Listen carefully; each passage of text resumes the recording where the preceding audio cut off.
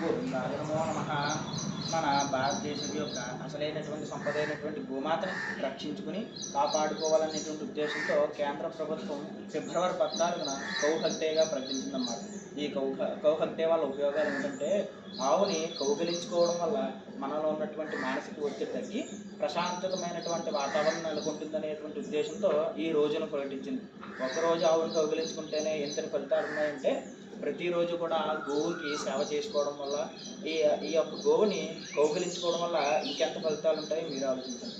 అందుకని ఈ ఫిబ్రవరి 14న మీ దగ్గరలో ఉన్నటువంటి గోశాలలు వెళ్ళి ప్రతి ఒక్కరూ కూడా గోవుకి సేవ చేసుకుని ఆ గోవుని కౌగిలించుకుని ఈ ఫిబ్రవరి 14న కౌహల్తే అనేటువంటి రోజుని జయప్రదం చేస్తారని మనస్ఫూర్తిగా కోరుకుంటూ, జై గోమాత, ఛత్రపతి శివాజీ మహారాజ్కి జై.